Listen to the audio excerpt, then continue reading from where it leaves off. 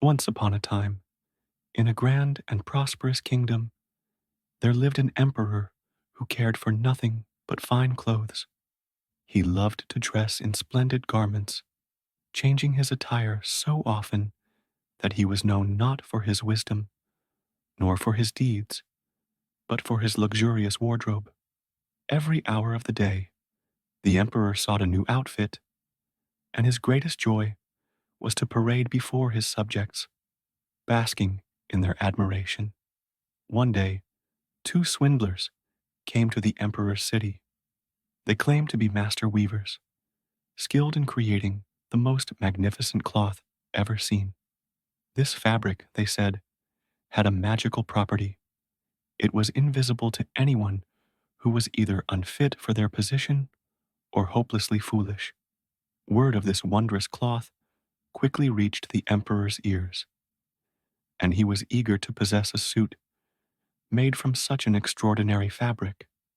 Not only would he have a marvelous new garment, but he would also be able to tell the wise men from the fools in his kingdom. The emperor, delighted by the idea, paid the swindlers a great sum of gold and instructed them to begin their work at once. The weavers set up their looms in a grand room of the palace, but in truth, they had no thread, no silk, and no cloth. Instead, they worked with empty hands, pretending to weave and cut, all the while stashing away the gold they had received. Days passed, and the emperor grew impatient to see his new clothes. He sent one of his most trusted ministers to inspect the weaver's progress. The old minister entered the room, but to his astonishment, he saw nothing on the looms. There was no cloth at all. His heart raced, for he feared that if he admitted he could not see the fabric, he would be thought unfit for his position. So, instead of confessing, he praised the weaver's work, marveling at the colors and patterns that did not exist. Magnificent, beautiful, the minister said. I shall tell the emperor of your fine progress. The swindlers smiled, knowing they had fooled him. Soon after, the emperor sent another adviser, who too saw nothing but dared not admit it. One by one, all of the emperor's courtiers visited the weavers, and, not wanting to appear foolish, praised the invisible cloth. At last, the emperor himself wished to see the cloth that everyone was speaking of. He entered the room with his advisers, but like them, he saw nothing on the looms. His pride, however, prevented him from admitting the truth. Ah, how splendid, the emperor exclaimed, though he saw only empty air. What fine workmanship! Prepare my new clothes at once. The swindlers pretended to dress the emperor, draping invisible garments over him and fastening non-existent buttons.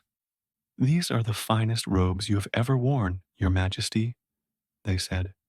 So light and airy, it will feel as though you are wearing nothing at all. The emperor, eager to show off his new clothes, announced that he would lead a grand procession through the streets of the city. The people gathered in the town square, eager to see their ruler's magnificent new outfit, which they had heard so much about.